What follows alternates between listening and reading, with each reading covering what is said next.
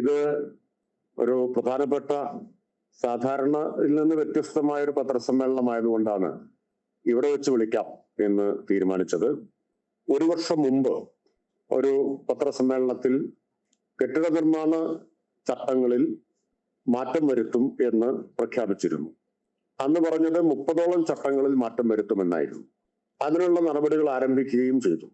അതിനുശേഷം 14 ജില്ലകളിലും പ്രധാനപ്പെട്ട 3 കോർപ്പറേഷനുകളിലും തിരുവനന്തപുരം, കൊച്ചി, കോഴിക്കോട് തദ്ദേശ മന്ത്രിയുടെ നേതൃത്വത്തിൽ അദാലത്തുകൾ സംഘടിപ്പിക്കുകയുണ്ടായി. ആ അദാലത്തുകളിലാകെ പരിഗണിച്ചത് 17,288 പരാതികളായിരുന്നു. അതിൽ 17,236 എണ്ണത്തിൽ തീരുമാനമെടുക്കുകയുണ്ടായി.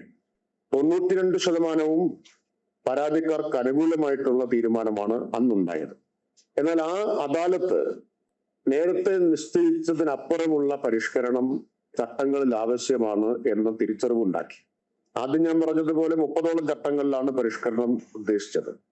പക്ഷെ അദാലത്ത് കഴിഞ്ഞപ്പോഴാണ് ഒട്ടേറെ ചട്ടങ്ങൾ കാലഹരണപ്പെട്ടതോ ഇപ്പോൾ പ്രസക്തമല്ലാത്തതോ ആണ് എന്നും അത് ജനങ്ങൾക്ക് വലിയ ബുദ്ധിമുട്ടുണ്ടാക്കുന്നു എന്ന് മനസ്സിലാക്കിയത്.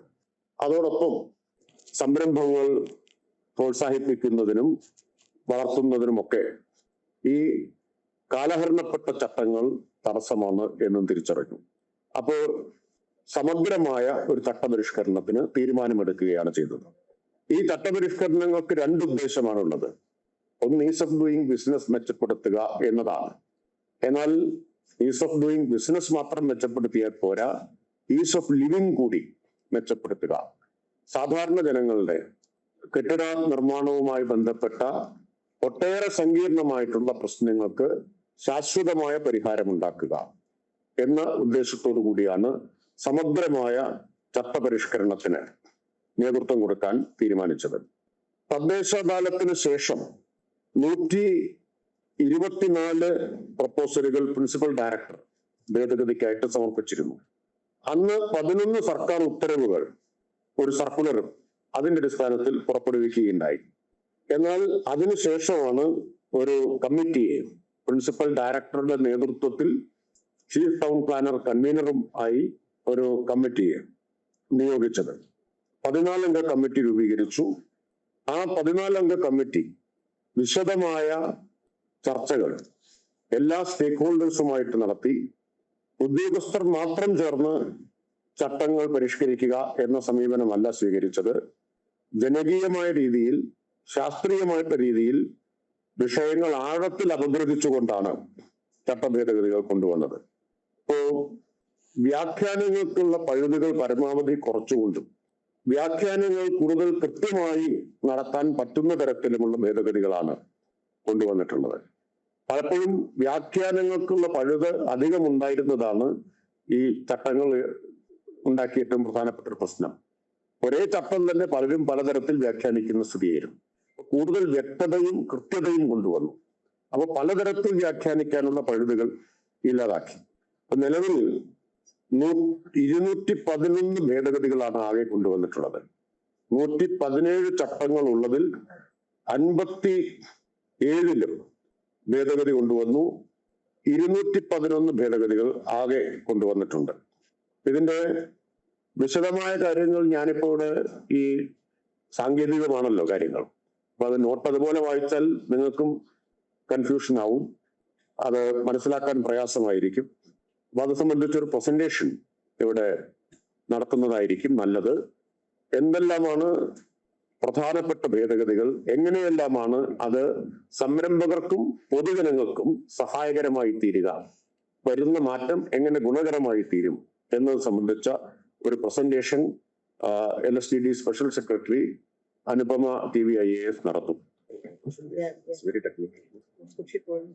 എല്ലാവർക്കും നമസ്കാരം. ഇത് 2025 കേരള പഞ്ചായത്ത് രാജ് മുനിസിപ്പാലിറ്റി കെട്ടിട നിർമ്മാണ ചട്ടങ്ങളുടെ ഭേദഗതിയുടെ ഒരു പ്രധാനപ്പെട്ട റൂളുകൾ മാത്രം നമ്മൾ കൺസോളിഡേറ്റ് ചെയ്ത ഒരു പ്രസന്റേഷൻ ആണ്. അടുത്ത സ്ലൈഡ് എടുത്തു. നമ്മൾ ഈ ഒരു പ്രസന്റേഷൻ, ഈ ഒരു റൂൾ കൊണ്ടുവരുന്നതിന് പ്രധാനമായിട്ടും ഉണ്ടായിരുന്ന ഉദ്ദേശങ്ങൾ കുറച്ചായിരുന്നു. എന്ന് കൃത്യമായിട്ടുള്ള വ്യാഖ്യാനം സാധിക്കുന്ന തരത്തിൽ നമ്മൾ ഈ ഒരു ചട്ടങ്ങളിൽ വ്യക്തതയും ഏകീകരണവും വരുത്തുക എന്നുള്ളതായിരുന്നു ഒരു പ്രധാന ലക്ഷ്യം. അതായത് പല പഞ്ചായത്തുകളും പല രീതിയിൽ ഇത് ഇന്റർപ്രറ്റ് ചെയ്യുന്നത് വഴി പലതരത്തിലുള്ള ഇംപ്ലിമെന്റേഷൻ നടക്കുന്നു എന്നുള്ള പരാതി, അതല്ലെങ്കിൽ ജനങ്ങൾക്ക് ഒരു അപേക്ഷ സമർപ്പിക്കുന്നതിന് മുമ്പ് ക്ലാരിറ്റി കുറവ്, അപ്പൊ അത് നീക്കുക എന്നുള്ളതാണ് ഒരു പ്രധാന ഉദ്ദേശമായിരുന്നത്. ഇനി അതുപോലെ തന്നെ ഈ ഒരു ഡിസ്ക്രിപ്ഷൻ ഒഴിവാകുന്നത് വഴിയും അതുപോലെ തന്നെ നമുക്കിതിൽ ഒബ്ജക്റ്റീവായിട്ട് എടുക്കാവുന്ന മാനദണ്ഡങ്ങൾ കൃത്യമാക്കുന്നത് വഴിയും കാലതാമസം ഒഴിവാക്കുക. പിന്നെ ഏതെങ്കിലും സമയത്ത് നമുക്ക് ഇതിനുള്ള കാലപരിധി നിശ്ചയിക്കാവുന്നതുണ്ടെങ്കിൽ അങ്ങനെ നിശ്ചയിക്കുക എന്നുള്ളത് വഴി പെട്ടെന്ന് തന്നെ സർവീസ് കൊടുക്കുന്ന രീതിയിലേക്ക് എത്തിക്കുക എന്നുള്ളത്. അതുകൂടാതെ തന്നെ ഈ ഒരു നിർമ്മാണ മേഖലയിൽ, വാണിജ്യ വ്യവസായ മേഖലകളിലെല്ലാം ഒരു പ്രധാനമായിട്ടും ഒരു ഈസ് ഓഫ് ഡൂയിങ് ബിസിനസിനെ ലക്ഷ്യമിട്ടുകൊണ്ട് ഇതിന്റെ ഒരു വേഗത വർദ്ധിപ്പിക്കുക എന്നുള്ളൊരു ഉദ്ദേശം. അതുപോലെ തന്നെ ഓരോ കാലഘട്ടങ്ങളിലും നമുക്ക് ചട്ടങ്ങളിൽ ഉണ്ടാകേണ്ട കാലാനുസൃതമായിട്ടുള്ള പ്രോഗ്രസീവ് ആയിട്ടുള്ള മാറ്റങ്ങൾ കൊണ്ടുവരിക എന്നുള്ള ഒരു പ്രധാന ഉദ്ദേശം കൂടി ഇതിനുണ്ടായിരുന്നു. ഇനി ഇത് നമ്മളൊരു വകുപ്പിന്റെ അകത്ത് മാത്രം ഒതുങ്ങി നിൽക്കുന്ന ഒരു പ്രക്രിയ ആയിരുന്നില്ല. അപ്പൊ അതിൽ വകുപ്പ് തന്നെയാണ് നേതൃത്വം നൽകിയിരുന്നത്. വകുപ്പിന്റെ പ്രിൻസിപ്പൽ ഡയറക്ടർ ചെയർപേഴ്സൺ ആയിട്ടും അതുപോലെ തന്നെ ചീഫ് ടൗൺ പ്ലാനർ കൺവീനർ ആയിട്ടും ഉണ്ടായിരുന്ന ഒരു 14 അംഗ കമ്മിറ്റി തന്നെയാണ് ഇതിന്റെ ഒരു പരിശോധനയ്ക്ക് നേതൃത്വം നൽകിയിരിക്കുന്നത്. ഒരു 10ഓളം സിറ്റിങ്ങുകൾ വഴി ആണ് ഈ ഒരു പ്രക്രിയയിൽ ആദ്യത്തെ കരട് തന്നെ നമ്മൾ തയ്യാറാക്കിയത്. അതിൽ വകുപ്പിൽ നിന്നുള്ള പ്രതിനിധികൾ കൂടാതെ തന്നെ ആർക്കിടെക്ട്സ്, ടൗൺ പ്ലാനേഴ്സ്, എഞ്ചിനീയേഴ്സ് പോലെയുള്ളവരുടെ പ്രൊഫഷണൽ അസോസിയേഷനുകളുടെ, അതുപോലെ തന്നെ റിട്ടയർഡ് ആയിട്ടുള്ള ഉദ്യോഗസ്ഥരുടെ, അതുപോലെ തന്നെ panchayat association, municipal chairmans chamber പോലെയുള്ള അസോസിയേഷനുകളുടെ, ലെൻസ്ഫെഡിന്റെ പ്രതിനിധി എന്നിവരും ഉണ്ടായിരുന്നു. ഇപ്പൊ ഇവർ തന്നെ ഇരുന്ന് തയ്യാറാക്കുന്നതിനേക്കാൾ ഉപരിയായി നമുക്ക് അദാലത്തിന്റെ ഭാഗമായിട്ടും അതുപോലെ തന്നെ ജനങ്ങളിൽ നിന്ന് ലഭിച്ചിരുന്ന നിർദ്ദേശങ്ങളും അതുപോലെ വിവിധ ഓർഗനൈസേഷൻസ് അതിനു മുമ്പ് നമുക്ക് നൽകിയിരുന്ന നിർദ്ദേശങ്ങളും എല്ലാം ഒരു 10ഓളം സിറ്റിങ്ങുകൾ വഴി പരിഗണിച്ച് പരിശോധിച്ചിട്ടാണ് ആദ്യത്തെ ഡ്രാഫ്റ്റ് തയ്യാറാക്കിയിരുന്നത്. പിന്നെ ഓരോ ഘട്ടത്തിലും നമുക്ക് സർക്കാർ തലത്തിലും ഒക്കെയുള്ള സ്റ്റേക്ക് ഹോൾഡർ മീറ്റിങ്ങുകളെല്ലാം വഴി ഇത് പരിചയപ്പെടുത്തുകയാണ് നമ്മൾ ചെയ്തത്. ആകെ 211 ഓരോ ഇൻഡിവിജ്വൽ ഭേദഗതി എടുത്ത് നോക്കുകയാണെങ്കിൽ 211 ഭേദഗതികളാണ് വരുന്നത്. അതിൽ തന്നെ ആകെ 117 ചട്ടങ്ങളുള്ള ഒരു നിർമ്മാണ ചട്ടമായിരുന്നു ഇത്. അതിൽ 53 ചട്ടങ്ങളിലായിട്ടാണ് ഇത്രയും ഭേദഗതികൾ വന്നിരിക്കുന്നത്. ഒരു ചട്ടം ഒഴിവാക്കുകയും 2 പുതിയ ചട്ടം കൂട്ടിച്ചേർക്കുകയും ചെയ്തിട്ടുണ്ട്. ഇനി ആകെയുള്ള 40 അനുബന്ധങ്ങളിൽ 16 എണ്ണത്തിലും ഭേദഗതി വന്നു. കൂടുതൽ അനുബന്ധങ്ങൾ എന്നൊക്കെ പറയുന്നത് കൂടുതലും ക്ലാരിറ്റി വരുത്തുന്നതിന് വേണ്ടിയിട്ടുള്ളത്, അല്ലെങ്കിൽ ഓരോ ചട്ടത്തിന്റെയും ഇംപ്ലിമെന്റേഷൻ സഹായിക്കുന്ന തരത്തിലുള്ള ക്രൈറ്റീരിയ ഫോമുകളൊക്കെയാണ്. അപ്പൊ അതെല്ലാം അതിനും മാറ്റം വരുത്തിയിട്ടുണ്ട്. അടുത്ത സ്ലൈഡ്. അതിൽ പ്രധാനപ്പെട്ട കുറച്ച് ഭേദഗതികളാണ് നമ്മൾ എടുത്തു പറയുന്നത്. അത് നമുക്ക് നേരത്തെ തന്നെ നമ്മൾ സെൽഫ് സർട്ടിഫൈഡ് ബിൽഡിംഗ് പെർമിറ്റ് എന്ന രൂപത്തിൽ പെട്ടെന്ന് കെട്ടിട നിർമ്മാണ അനുമതി കൊണ്ടുവരുന്നതിന് വേണ്ടിയിട്ടുള്ള പ്രൊവിഷൻ കൊണ്ടുവന്നിരുന്നു. അപ്പൊ അത് ഇംപ്ലിമെന്റ് ചെയ്ത് തുടങ്ങി അതിന്റെ തുടർച്ചയായി നമ്മൾ കൂടുതൽ തരം കെട്ടിടങ്ങൾക്ക് പെട്ടെന്ന് നിർമ്മാണ അനുമതി കൊണ്ടുവരുന്ന രീതി ഈ ഒരു പ്രൊവിഷനിൽ നമ്മൾ മാറ്റം വരുത്തിയിട്ടുണ്ട്. അപ്പൊ മുൻപ് 2 നില വരെയുള്ള 300 ചതുരശ്ര മീറ്റർ കെട്ടിടത്തിനാണ്, വാസഗൃഹങ്ങൾക്കാണ് ഇത് ഉണ്ടായിരുന്നത് എങ്കിൽ ഇതിന്റെ ഉയരത്തിന്റെ പരിധി നമ്മൾ പൂർണ്ണമായി ഒഴിവാക്കുന്നത് വഴി കൂടുതൽ വീടുകൾക്ക്, അതായത് കേരളത്തിലുള്ള ഏകദേശം 80% വീടുകൾക്കും ഈ ഒരു ഉടൻ കെട്ടിട നിർമ്മാണ അനുമതി ലഭ്യമാക്കാവുന്ന രീതിയിലുള്ള ഒരു മാറ്റം കൊണ്ടുവന്നിട്ടുണ്ട്. ഇനി അടുത്തത് ഇതേപോലെ തന്നെ വാണിജ്യ കെട്ടിടങ്ങൾക്ക് സെൽഫ് സർട്ടിഫൈഡ് ബിൽഡിംഗ് പെർമിറ്റ് കിട്ടുന്നതിന് വേണ്ടിയിട്ടുള്ള വിസ്തീർണം 100 സ്ക്വയർ മീറ്റർ ആയിരുന്നത് ഇപ്പൊ 250 സ്ക്വയർ മീറ്റർ ആയിട്ട് നമ്മൾ വർദ്ധിപ്പിച്ചിട്ടുണ്ട്. ഇനി അടുത്തത് ഇത് കമേഴ്ഷ്യൽ കൂടാതെ തന്നെ ഇൻഡസ്ട്രിയൽ വ്യവസായ കെട്ടിടങ്ങൾക്ക് കൂടി ഇത്തരത്തിലുള്ള ഉടൻ നിർമ്മാണ അനുമതി സെൽഫ് സർട്ടിഫൈഡ് ബിൽഡിംഗ് പെർമിറ്റ് കൊടുക്കുന്നതിന് വേണ്ടിയിട്ടുള്ള കാറ്റഗറിയിലുള്ള കെട്ടിടങ്ങളുടെ പരിധിയിൽ കൊണ്ടുവന്നു. അപ്പൊ അങ്ങനെ G1 എന്ന് പറഞ്ഞ ഇൻഡസ്ട്രിയൽ കാറ്റഗറിയിൽ 200 സ്ക്വയർ മീറ്റർ വരെയുള്ള കെട്ടിടങ്ങൾക്ക്, അത് പക്ഷെ പൊല്യൂട്ടിംഗ് അല്ലാത്ത മലിനീകരണ നിയന്ത്രണ ബോർഡിന്റെ വൈറ്റ് കാറ്റഗറിയിലും ഗ്രീൻ കാറ്റഗറിയിലുള്ള കെട്ടിടങ്ങൾക്ക് മാത്രമായിട്ട് ലിമിറ്റ് ചെയ്തുകൊണ്ടാണ് ഈ ഒരു ഇളവ് നമ്മൾ കൊണ്ടുവന്നിരിക്കുന്നത്. ഇനി അതുപോലെ തന്നെ നമുക്ക് കേസ് മാറ്റൊക്കെ വന്നത് വഴി നമ്മുടെ സിസ്റ്റത്തിൽ തന്നെ നിരവധി ഇംപ്രൂവ്മെന്റ്സ് ഉണ്ടാക്കാനും ഈ ഒരു കാലയളവിൽ നമുക്ക് സാധിച്ചിരുന്നു. അപ്പൊ അതുകൂടി ഉൾക്കൊള്ളിച്ചുകൊണ്ട് ഓൺലൈൻ സംവിധാനം വഴി പിന്നെ രേഖകളുടെ പൂർണ്ണമായിട്ടുള്ള പരിശോധന വഴി നമുക്ക് ഓണർഷിപ്പും അതുപോലെ തന്നെ ചില നിബന്ധനകൾ, മറ്റേ സ്ഥലം സംബന്ധിച്ചുള്ള നിബന്ധനകളെല്ലാം തിട്ടപ്പെടുത്താവുന്ന കേസുകളിൽ നമുക്ക് ആ ഡിജിറ്റൽ പരിശോധനയുടെ ഭാഗമായി ഉറപ്പുവരുത്തുന്ന കേസുകളിൽ നമുക്ക് ഒരു സ്ഥല പരിശോധന മുന്നോടിയായിട്ടുണ്ടായിരുന്നത് ഒഴിവാക്കുന്നതിന് വേണ്ടിയിട്ടുള്ള ഒരു പ്രൊവിഷൻ കൂടെ കൊണ്ടുവന്നിട്ടുണ്ട്. അതായത് കൃത്യമായിട്ടുള്ള രേഖകൾ അതുപോലെ തന്നെ കേസ് മാർട്ടിലുള്ള വിവിധ സങ്കേതങ്ങൾ ഇത് ഉപയോഗിച്ചുകൊണ്ട് ഡിജിറ്റൽ ആയിട്ട് തന്നെയുള്ള സബ്മിഷൻ വഴി പൂർണ്ണമായിട്ടും നമുക്കൊരു ഡോക്യുമെന്റ്സും എല്ലാം കൊടുക്കുന്ന ഒരു കേസിൽ ഈ ഒരു ഇളവ് കൂടെ നമുക്ക് ലഭ്യമാക്കാൻ സാധിക്കും.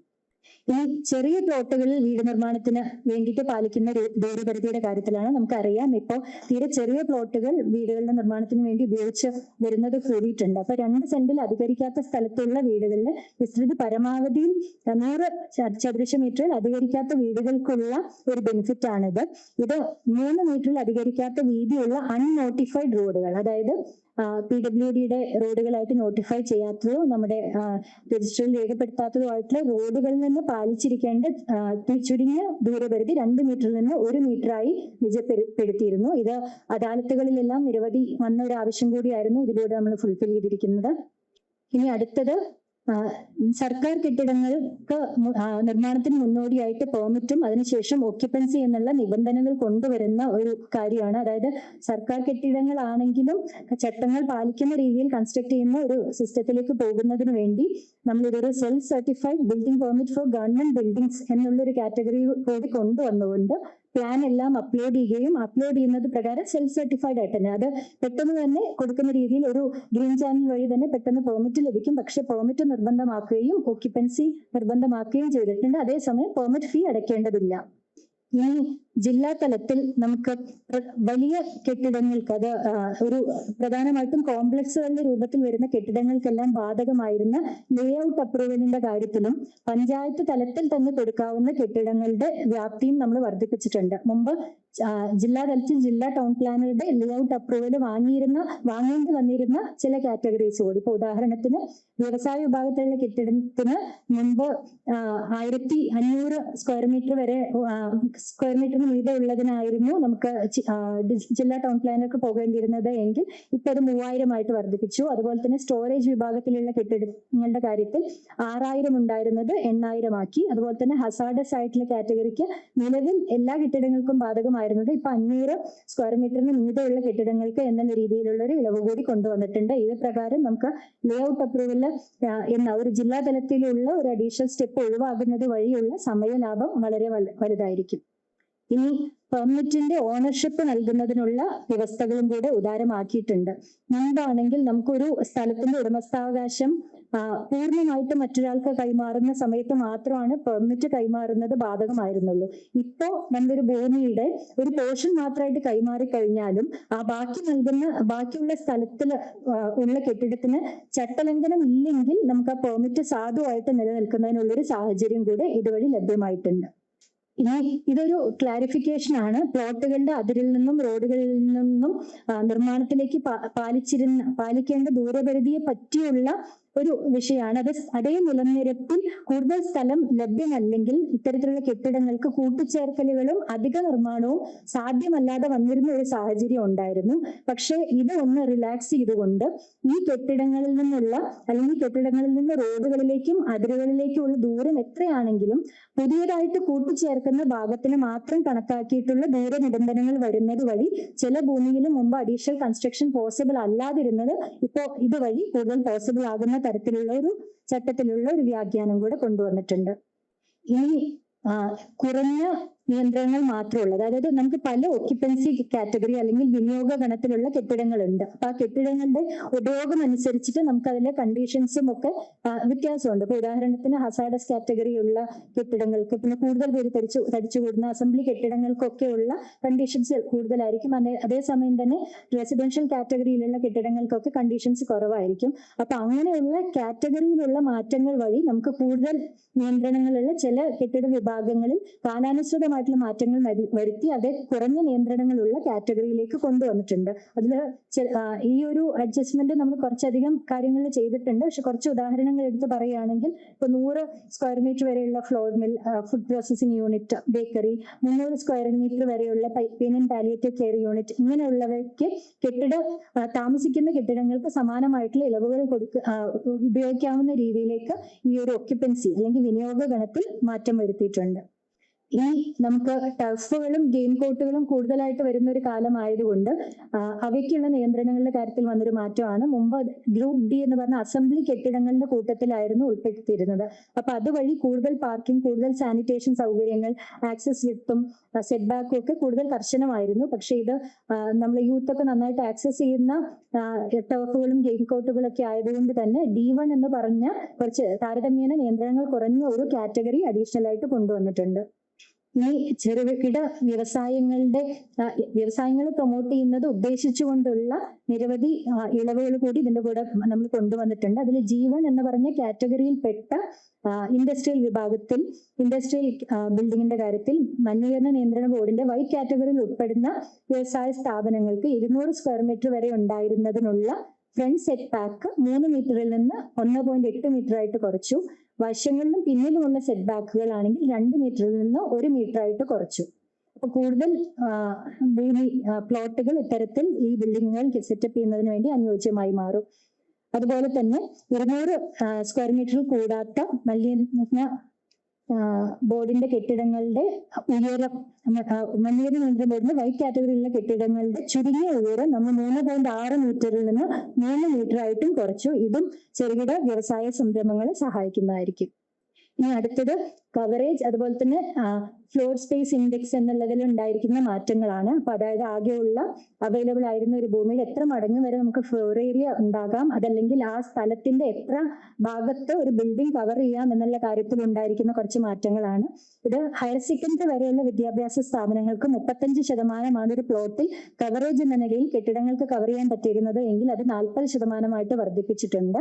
പിന്നെ സർക്കാർ ഉടമസ്ഥതയിലുള്ള IT പാർക്കുകൾ, നോട്ടിഫൈഡ് IT പാർക്കുകൾ എന്നതിൽ 7 വരെ ഫ്ലോർ സ്പേസ് ഇൻഡെക്സ് നമ്മൾ 7 ആയിട്ട് വർദ്ധിപ്പിക്കുന്നു.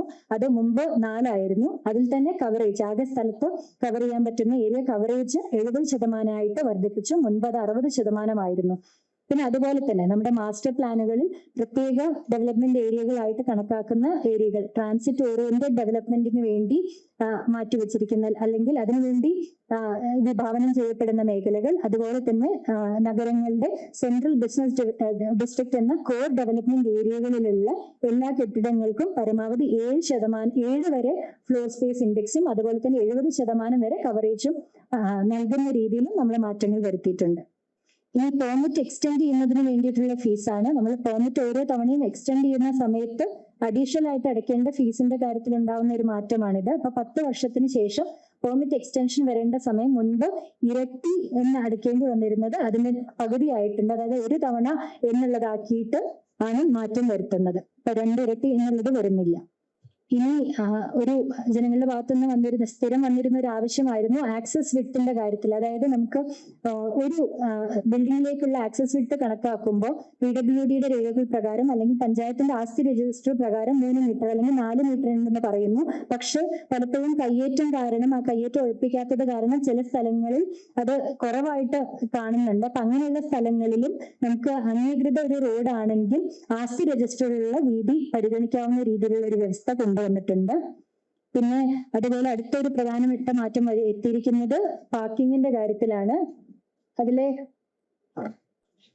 പാർക്കിങ്ങിന്റെ കാര്യത്തിൽ നമ്മൾ ഒരു പ്രധാന മാറ്റം വരുത്തിയിരിക്കുന്നത് ഹോസ്റ്റലുകൾക്കുള്ള, അതായത് ഗ്രൂപ്പ് A2 കാറ്റഗറിയിൽ വരുന്ന ഹോസ്റ്റലുകൾക്ക് നിലവിലുള്ള പാർക്കിംഗ് ആവശ്യത്തിന് 50% ആയിട്ട് പാർക്കിംഗ് കുറച്ചിട്ടുണ്ട്. അതുപോലെ തന്നെ ഹോസ്റ്റൽ വിദ്യാഭ്യാസ സ്ഥാപനത്തോട് ചേർന്നിട്ടുള്ള ഒരു ഹോസ്റ്റലാണെങ്കിൽ, ഇപ്പോൾ ഒരു കോളേജിനോട് ചേർന്നിട്ടുള്ള ഒരു ഹോസ്റ്റലാണെങ്കിൽ അതേ കോമ്പൗണ്ടിലുള്ള ഒരു ബിൽഡിംഗോ ഹോസ്റ്റൽ ബിൽഡിംഗോ ആണെങ്കിൽ അത് 25% ആയിട്ടും കുറച്ചിട്ടുണ്ട്. പിന്നെ അതുകൂടാതെ തന്നെ നമ്മൾ ഈ ഒരു ഫ്ലോർ ഏരിയയുടെ നിർവചനത്തിലും നമ്മളൊരു മാറ്റം വരുത്തിയിട്ടുണ്ട്.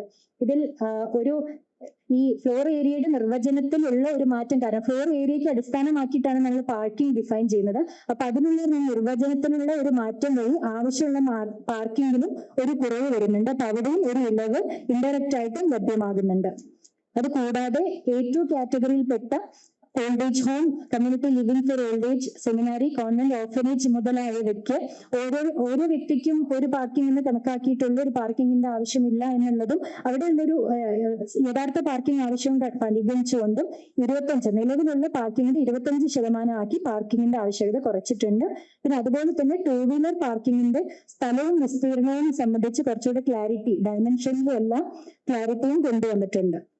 ഇനി അടുത്തത് കെട്ടിട നിർമ്മാണം നടക്കുന്ന പ്ലോട്ടിൽ തന്നെ ആവശ്യമായ പാർക്കിംഗ് സംവിധാനം ഒരുക്കാം. പൂർണ്ണമായി ഒരുക്കാൻ പറ്റിയിരുന്നില്ലെങ്കിൽ നമുക്ക് അവിടെ അംഗീകാരം കൊടുക്കാൻ പറ്റാത്തൊരു സാഹചര്യം ഉണ്ടായിരുന്നു. അത് തത്വത്തിൽ നേരത്തെ തന്നെ സർക്കാർ അനുമതി നൽകിയിരുന്ന ഒരു കേസ് ഇപ്പൊ ചട്ടത്തിലൂടെ കൊണ്ടുവരുവാണ്. 25% പാർക്കിംഗ് എങ്കിലും നിർമ്മാണം നടക്കുന്ന പ്ലോട്ടിലും ബാക്കി 75% വരെ 200 മീറ്റർ ഒരു ചുറ്റളവിലുള്ള ഒരു സമീപ പ്ലോട്ടിലും കൊടുക്കാവുന്ന രീതിയിലുള്ള ഒരു ഇളവ് പാർക്കിംഗ് നമ്മൾ എവിടെയാണോ അറേഞ്ച് ചെയ്യുന്നത് എന്നുള്ള കാര്യത്തിലും കൊണ്ടുവന്നിട്ടുണ്ട്. പിന്നെ വ്യവസായ ആവശ്യത്തിന് നമ്മള് ഭൂമി സബ്ഡിവിഷൻ ചെയ്യുമ്പോൾ ആവശ്യമായിട്ടുള്ള ആക്സസ് റോഡിന്റെ വിത്തിലും ഒരു ഇളവ് കൊണ്ടുവന്നിട്ടുണ്ട്. 10 മീറ്ററിൽ നിന്ന് 8 മീറ്റർ ആയിട്ട് കുറയ്ക്കുകയാണ് ചെയ്തിരിക്കുന്നത്. അതുപോലെ തന്നെ ഈ സബ്ഡിവിഷൻ ചെയ്തിരുന്ന ഓരോ പ്ലോട്ടിന്റെയും ചുരുങ്ങിയ വലുപ്പം എന്ന് പറയുന്നത് 400 ചതുരശ്ര മീറ്റർ ആയിരിക്കണം എന്നുള്ളത് 320 ആയിട്ട് കുറച്ചു. അപ്പൊ വ്യവസായ മേഖലയിലെല്ലാം ഇങ്ങനെ മൾട്ടിപ്പിൾ പ്ലോട്ടുകളെല്ലാം സബ്ഡിവിഷൻ ചെയ്ത് കൊടുക്കേണ്ട സമയത്ത് ഒരു നല്ലൊരു ഇളവായിരിക്കും ഇത്. ഇനി ഇത് നമ്മൾ ഓൾറെഡി തന്നെ ഒരു ജെൻഡർ ഫ്രണ്ട്ലി ആയിരിക്കണം എന്നൊക്കെ നമ്മൾ വിഭാവനം ചെയ്യുന്നുണ്ടായിരുന്നു. അതോടൊപ്പം തന്നെ കെട്ടിടങ്ങൾ കൂടുതൽ ശിശു സൗഹൃദമാക്കുന്നതിന് വേണ്ടി കൂടി ലക്ഷ്യമിട്ടുകൊണ്ടുള്ള ഒരു മാറ്റം കൊണ്ടുവന്നിട്ടുണ്ട്. ഇപ്പൊ കുട്ടികൾ പ്രീഡമിനന്റ് ആയിട്ട് ഒക്യുപ്പൈ ചെയ്യുന്ന ഡേ കെയർ പോലുള്ള സ്ഥലങ്ങളിൽ ശിശു സൗഹൃദ ശൗചാലയങ്ങൾ സജ്ജീകരിക്കേണ്ടതിന്റെ ഒരു ആവശ്യം കൂടി ചട്ടത്തിൽ കൊണ്ടുവന്നിട്ടുണ്ട്. ഇനി ഇപ്പൊ നമ്മള് വീടുകൾക്ക് മുകളിൽ ചൂട് തടയുന്നതിന് വേണ്ടി യൂട്ടിലിറ്റിക്കൊക്കെ വേണ്ടിയിട്ട് ഇപ്പൊ മേൽക്കൂരയ്ക്ക് സംരക്ഷണം ഒരുക്കുന്നതിനൊക്കെ വേണ്ടി ഷീറ്റ് ഓട് മേൽക്കൂരകൾ നമ്മൾ സ്ഥിരമായിട്ട് ചെയ്യുന്നുണ്ട്. അപ്പൊ അത് പ്രത്യേക അനുമതിയോ ഫീസോ ആവശ്യമില്ലാത്ത രീതിയിലും അതുപോലെ തന്നെ അത് ചില നിബന്ധനകൾക്ക് വിധേയമായിട്ടുള്ള രീതിയിലും നമ്മളത് അനുമതി നൽകുന്നുണ്ട്. അപ്പൊ 3 നില വരെയുള്ള വീടുകൾക്കുള്ള ഒരു ഇളവാണിത്. പക്ഷെ ടെറസിൽ നിന്ന് ഷീറ്റിലേക്കുള്ള ഉയരം 2.4 മീറ്റർ കൂടാൻ പറ്റില്ല. അത് മാത്രമല്ല 300 സ്ക്വയർ മീറ്റർ വരെ വിസ്തീർണം വരെ താമസ കെട്ടിടങ്ങൾക്ക് മുൻവശത്തും പുറകുവശത്തും പരമാവധി 15 സ്ക്വയർ മീറ്റർ വിസ്തൃതിയിൽ റോഡിൽ നിന്ന് 60 സെന്റിമീറ്ററിന് ദൂരം പാലിച്ചുകൊണ്ടുള്ള ഷീറ്റ് റൂഫിങ്ങിനും കൂടി അനുമതി നൽകുന്നുണ്ട്. ഇനി അടുത്തത് ലഭ്യമാക്കുന്ന അനുമതികളിൽ ചേഞ്ച് ആവശ്യം വരുന്ന കേസിൽ, അതായത് ഒക്യുപ്പൻസിയോ കംപ്ലീഷനോ ഒക്കെ മുമ്പായിട്ട് ബിൽഡിങ്ങിന്റെ പെർമിറ്റിൽ ഒരു മാറ്റം വരുന്നു എങ്കിലുള്ള ഒരു കണ്ടീഷനിലുള്ള കുറച്ച് ഇളവുകളാണ് ഈ സമയത്ത് ഇവിടെ പറയുന്നത്. ഒക്യുപ്പൻസി കംപ്ലീഷൻ എന്നിലേക്കുള്ള അപേക്ഷ ഈ വ്യക്തി സമർപ്പിക്കുന്നതിന് മുമ്പിൽ ഏത് സമയത്തും ഈ ഒരു റിവൈസ്ഡ് പെർമിറ്റിനുള്ള അപേക്ഷ സമർപ്പിക്കാൻ പറ്റും. പക്ഷെ ആ സമർപ്പിക്കുന്ന സമയത്ത് അധികമായിട്ട് ഒറിജിനൽ ആയിട്ടുണ്ടായിരുന്ന അംഗീകരിച്ച ബിൽഡിംഗ് പെർമിറ്റിന്റെ കൂടെയുള്ള പ്ലാനിൽ നിന്ന് അധികമായിട്ടുള്ള നിർമ്മാണത്തിന് മാത്രമേ ഈ ക്രമവൽക്കരണം ആവശ്യമായിട്ട് വരുന്നുള്ളൂ. റിവൈസ്ഡ് പെർമിറ്റിന് വേണ്ടിയിട്ടുള്ള അപേക്ഷ അതിന് മാത്രമാണ് ബാധകമാകുന്ന എന്നുള്ള രീതിയിലുള്ള ഇളവുകളും ഇതോടൊപ്പം പ്രാബല്യത്തിൽ വരുവാണ്. ഇതുവഴി സാമ്പത്തിക ബാധ്യതയിലും അതുപോലെ തന്നെ ആവശ്യമായിട്ട് വരുന്ന ഈ ഒരു ക്രമവൽക്കരണത്തിന് വേണ്ട സമയവും കുറവായി മാറുന്നുണ്ട്. ഈ റോഡിനായിട്ട് പലരും സ്ഥലം വിട്ടുകൊടുക്കുന്നു. ആ വിട്ടുകൊടുക്കുന്ന സ്ഥലങ്ങളിലുള്ള ഭാഗത്ത് കെട്ടിടങ്ങൾക്ക് എന്തൊക്കെ തരത്തിലുള്ള കൺസ്ട്രക്ഷൻ ചെയ്യാമെന്നുള്ളത്, അങ്ങനെ വിട്ടുകൊടുക്കുമ്പോൾ അവർക്ക് റോഡിൽ നിന്നുള്ള ദൂരം കുറയുന്നത് വഴി ചില കാര്യങ്ങൾക്ക് അഡീഷണൽ ആയിട്ടുള്ള പെർമിഷൻസും ഒക്കെ ആവശ്യമായി വരും, അല്ലെങ്കിൽ ചില അഡീഷണൽ കൺസ്ട്രക്ഷൻസ് ഉപയോഗിക്കാൻ പറ്റാതെ വരുമെന്നുള്ളത്. അപ്പൊ ഈ ഭാഗങ്ങളിൽ വിട്ടുകൊടുക്കുന്ന ഭാഗത്ത് പൊളിച്ചു മാറ്റുന്ന ഭാഗത്തൊക്കെ അധികമായിട്ട് ബലപ്പെടുത്തൽ വേണ്ടി വരുമ്പോൾ മറ്റു കെട്ടിട നിർമ്മാണ ചട്ടവ്യവസ്ഥകൾ ഒന്നും ബാധകമാക്കാതെ തന്നെ, അതായത് ഭൂമി റോഡിന് വേണ്ടിയിട്ടൊക്കെ വിട്ടുകൊടുത്ത സംഗതിയിൽ, മറ്റു ഡെവലപ്മെന്റിന് വേണ്ടി വിട്ടുകൊടുക്കുന്ന സംഗതികളിൽ മറ്റു കെട്ടിട നിർമ്മാണ ചട്ടവ്യവസ്ഥകൾ ബാധകമാക്കാതെ തന്നെ ഈ കെട്ടിടത്തിന്റെ ബലപ്പെടുത്തൽ നമുക്ക് ചെയ്യാൻ പറ്റും. മുമ്പ് ചുമരുകൾ സ്ഥാപിക്കുന്നതിന് വേണ്ടിയിട്ടുള്ള പ്രവർത്തനം മാത്രമായിരുന്നു അനുവദനീയമായിരിക്കുന്നത്. മാത്രമല്ല ഈ സ്ഥലങ്ങളിൽ പുതിയ കെട്ടിടങ്ങൾക്ക് റോഡിൽ നിന്ന് 2 മീറ്റർ ദൂരം പാലിച്ചാൽ മതിയാവും എന്നുള്ളൊരു കണ്ടീഷനും കൂടെ വ്യക്തത വരുത്തുന്നുണ്ട്.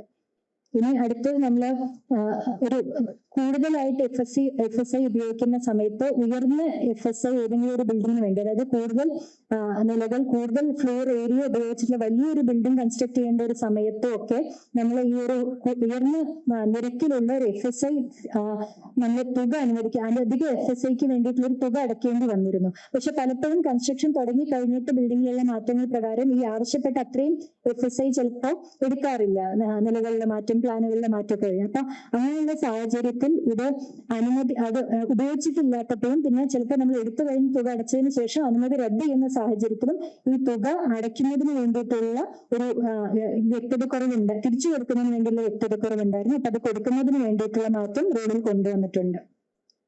ഇത് കൂടാതെ തന്നെ ബാക്കിയുള്ള നമ്മുടെ ചട്ടങ്ങളിലുള്ള മാറ്റങ്ങളുടെ ഒരു സമ്മറി എന്ന് പറയുന്നത് ഈ പ്രധാന മാറ്റങ്ങളും ഇളവുകളും കൊണ്ടുവന്നതോടൊപ്പം തന്നെ പല ചട്ടങ്ങളിലും നമ്മൾ കൂടുതൽ ക്ലാരിറ്റി വരുത്തുന്നതിന് വേണ്ടിയിട്ടും ഒരു ഒരാൾക്ക് പലതരത്തിലും ഇന്റർപ്രറ്റ് ചെയ്യാവുന്ന രീതിയിൽ അല്ലെങ്കിൽ ഡിസ്ക്രിപ്ഷൻ കൂടുതലുള്ള രീതിയിൽ ഉണ്ടായിരുന്ന ഭാഗങ്ങൾ പരമാവധി ഒഴിവാക്കുന്ന രീതിയിലും ജനങ്ങൾ സ്ഥിരമായിട്ട് നമുക്ക് വ്യക്തത ആവശ്യപ്പെട്ടുകൊണ്ട് എഴുതുന്ന റോളുകളെല്ലാം പരിഗണിച്ച് അതെല്ലാം കൃത്യമായിട്ട് മാറ്റം വരുത്തുന്ന രീതിയിലുമാണ് നമ്മൾ ഈ ഒരു ചട്ടം തയ്യാറാക്കിയിരിക്കുന്നത്. നന്ദി. വന്ന മാറ്റങ്ങളുടെ പ്രധാന ഭാഗങ്ങളും അതെങ്ങനെയെല്ലാം പ്രയോജനം ചെയ്യും എന്ന കാര്യവുമാണ് ഇപ്പോൾ ഈ പ്രസന്റേഷനിൽ അവതരിപ്പിച്ചത്. ബാക്കി ഇതിപ്പോ എത്രയും പെട്ടെന്ന് വിജ്ഞാപനം ചെയ്യും. വിജ്ഞാപനം ചെയ്യുമ്പോൾ ഓരോന്നിന്റെയും വിശദാംശങ്ങൾ 211 ചട്ടങ്ങളിൽ വന്ന ഭേദഗതി എന്താണെന്ന് അറിയാൻ പറ്റും. പക്ഷെ അതെല്ലാം വളരെ സാങ്കേതികമാണ്. പൊതുവിൽ എങ്ങനെയാണ് ഇത് ജനങ്ങൾക്ക് പ്രയോജനകരമാവുന്നത്, നിർമ്മാണ മേഖലയെ സഹായിക്കുന്നത്, സംരംഭകത്വത്തിന് സഹായകരമായി തീരുന്നത് എന്നതാണ് ഇപ്പൊ ചുരുക്കി ഇവിടെ വിശദീകരിച്ചത്. വിശദമായി തന്നെയുള്ള ഒരു റിലീസ് ഇതോടൊപ്പമുണ്ട്. എന്തെങ്കിലും ചോദ്യങ്ങൾ ഉണ്ടെങ്കിൽ ഏതാ സർക്കാർ കെട്ടിടങ്ങൾക്ക് പെർമിറ്റ് നേരത്തെ വേണ്ടി വന്നിരുന്നില്ല. കെട്ടിട നമ്പർ ഉണ്ട്, പെർമിറ്റാണ് ആവശ്യമില്ലാതിരുന്നത്. ഇപ്പൊ നമ്മൾ പെർമിറ്റ് നിർബന്ധമാക്കുന്നു, പെർമിറ്റ് ഫീ ഒഴിവാക്കിയിരിക്കുന്നു.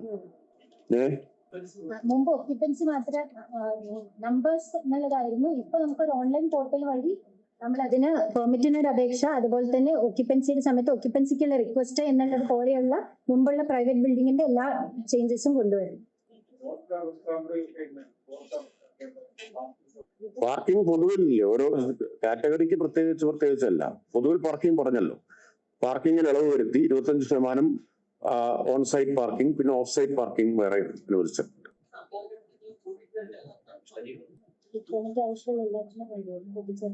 എല്ലാത്തിനും വരും. പൂർത്തിയായി കഴിയുമ്പോൾ കംപ്ലീഷന് വേണ്ടി അതിന് വേണ്ട പരിശോധന ഉണ്ടാവുമല്ലോ. കംപ്ലീഷന് വേണ്ട പരിശോധന കഴിഞ്ഞിട്ടാണല്ലോ കംപ്ലീഷന് പരിശോധന വരും. അത് കഴിഞ്ഞാണല്ലോ ഒക്കുപൻസി. അതെ അതെ അതെ. അതിലാണ് ഇപ്പൊ ഏറ്റവും കൂടുതൽ ഡിലേ ഉണ്ടാകുന്നത്. അക്കാര്യത്തിൽ എന്താണ് നടപടി എന്നുള്ളത്? അല്ല, അതിലിപ്പോ നമുക്ക് പ്ലാൻ അനുസരിച്ചാണ് നിർമ്മാണം എന്നുള്ളത് ഉറപ്പുവരുത്തണ്ടേ. അതിന് പരിശോധന ഇല്ലാതെ എന്താ മാർഗം? അതിന് ഇത്ര നിശ്ചിത ദിവസങ്ങൾക്കകം അത് ഉണ്ടോ എന്നുള്ള ഒരു പിന്നെ അങ്ങനെ എന്തെങ്കിലും വ്യവസ്ഥയുണ്ടോ? അത് നിലവിൽ സേവനാവകാശ നിയമം ഉണ്ടല്ലോ. സേവനാവകാശ നിയമപ്രകാരം സേവനം കൊടുക്കുന്നു എന്ന് ഉറപ്പുവരുത്താനുള്ള നടപടികൾ സ്വീകരിക്കും. അത് വേറെ ചില നടപടികൾ കൂടി അത് ഉദ്യോഗസ്ഥ തലത്തിൽ സേവനം സമയത്ത് കൊടുക്കുന്നു ഉറപ്പാക്കാൻ സ്വീകരിക്കേണ്ടതുണ്ട്. അത് സ്വീകരിക്കും. ഇപ്പൊ ചട്ടങ്ങൾ ഈ കാലതാമസത്തിന് കാരണമാവാതിരിക്കുക എന്നുള്ളതാണ് ഇതുകൊണ്ട് നമ്മൾ ഉദ്ദേശിക്കുന്നത്. ഈ പരിഷ്കാരം കൊണ്ട് ഇപ്പൊ വലിയ മാറ്റം ഇപ്പോ പെർമിറ്റ് നൽകുന്ന കാര്യത്തിലൊക്കെ വന്നിട്ടുണ്ട്. ബിൽഡിംഗ് പെർമിറ്റ് ഇഷ്യൂ ചെയ്യുന്നതിൽ കഴിഞ്ഞ ഒരു വർഷത്തിനിടയിൽ കെ സ്മാർട്ട് നിലവിൽ വന്ന ശേഷം 81,212 പെർമിറ്റ് ഇഷ്യൂ ചെയ്തത് 30 സെക്കൻഡിൽ താഴെ സമയം കൊണ്ടാണ്. അത് വളരെ വിപ്ലവകരമായിട്ടുള്ള ഒരു മാറ്റമാണ്. സെൽഫ് സർട്ടിഫൈഡ് പെർമിറ്റും ഒപ്പം ഓൺലൈൻ അപ്ലിക്കേഷനും ഓൺലൈൻ ആയി തന്നെ വെരിഫിക്കേഷനും പെർമിറ്റ് ഇഷ്യൂ ചെയ്യലും വന്നതുകൊണ്ടുണ്ടായ മാറ്റമാണ്. 30 സെക്കൻഡ് കൊണ്ട് 81,212 പെർമിറ്റാണ് ഒരു വർഷത്തിനിടയിൽ കൊടുത്തത്.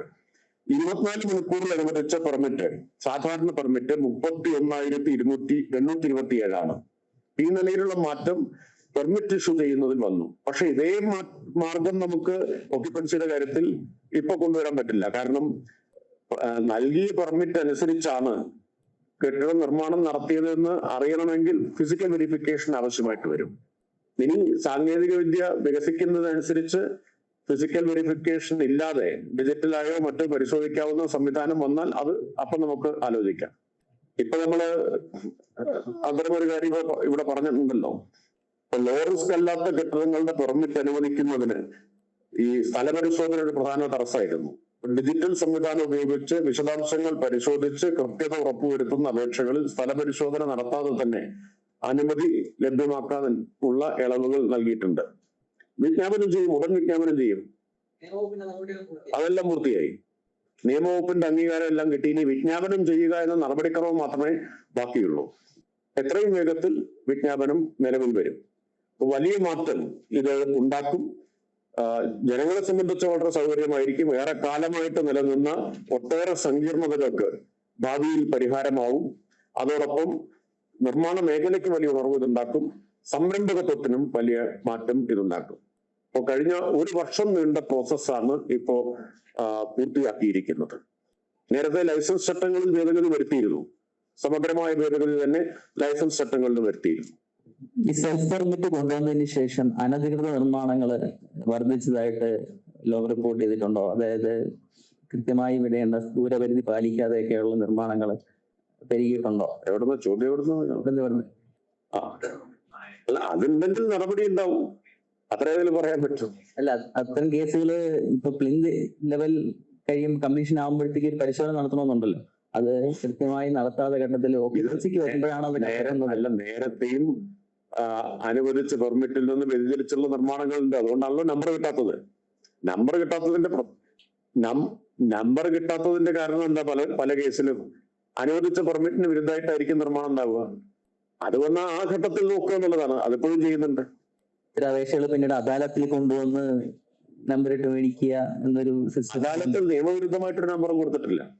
വ്യാഖ്യാനങ്ങളിലെ പ്രശ്നങ്ങൾ മാത്രമാണ് അദാലത്തിൽ പരിഹരിച്ചത്. നല്ലൊരു പങ്ക് അതായിരുന്നു. കൊടുക്കാൻ പറ്റാത്തത് വയലേഷൻ ആണെങ്കിൽ വയലേഷൻ തന്നെയാണ്. പിന്നെ വ്യാഖ്യാന ഭേദങ്ങൾ മാത്രമേ നമ്മൾ അദാലത്തുകളിൽ പരിഹരിച്ചിട്ടുള്ളൂ. നല്ലൊരു പങ്ക് അങ്ങനെയായിരുന്നു. അതുകൊണ്ടാണ് ഈ ചട്ടപരിഷ്കരണത്തിൽ ഏറ്റവും വലിയ ഊന്നൽ എന്തിനായിരുന്നു? ഒരേ ചട്ടം പലതരത്തിൽ വ്യാഖ്യാനിക്കാൻ പഴുതു നൽകാതിരിക്കുക, കൂടുതൽ വ്യക്തതയും കൃത്യതയും ഉറപ്പാക്കുക എന്നതിലായിരുന്നു ഊന്നിയത്. അവസാനിച്ചു എന്ന് തോന്നുന്നു. സ്പോൺസറിന് നേരിട്ട് കരാറില്ല. പക്ഷെ എങ്ങനെയാണ് അവിടെ ഈ സ്റ്റേഡിയത്തിൽ ഇത്തരത്തിലുള്ള മാറ്റങ്ങൾ, പെയിന്റ് ഉൾപ്പെടെയുള്ള കാര്യത്തിൽ മാറ്റം കൊണ്ടുവരുന്നത്? ഞാനതിന്റെ വിശദാംശം നോക്കിയിട്ടില്ല. ഒരു കാര്യം, അവിടെ സ്റ്റേഡിയം നവീകരിക്കുകയല്ലേ ചെയ്യുന്നത്. സ്റ്റേഡിയം പൊളിച്ചു മാറ്റമൊന്നുമല്ലല്ലോ ചെയ്യുന്നത്, നവീകരിക്കുകയല്ലേ ചെയ്യുന്നത്. ഡയറക്റ്റ് GCD സ്പോൺസറിന് കരാറില്ലാതെ അല്ല, നമ്മുടെ നാട്ടിൽ ഒരു നല്ല കാര്യം നടക്കാൻ പാടില്ല എന്നുള്ളതാണോ? കരാറില്ലാതെ ഒരു സ്പോൺസർ ഡയറക്റ്റ് ബാക്കി നോക്കിയിട്ട് പറയാം. ഞാനിപ്പോ നിങ്ങൾ ചോദിച്ചതിന്റെ അടിസ്ഥാനത്തിൽ പറയാണ്, സ്റ്റേഡിയം നവീകരിക്കുന്നു. GCDക്ക് സർക്കാരിന് ചെലവ് വരുന്ന കാര്യമല്ല. ഒരാൾ ഒരു കാര്യം, ഒരു പൊതു സൗകര്യം നവീകരിക്കുന്നു, വിപുലീകരിക്കുന്നു. അതിൽ നമ്മൾ വിവാദത്തിന്റെ സാധ്യത എന്താണ് നോക്കിക്കൊണ്ടിരിക്കുന്നത്?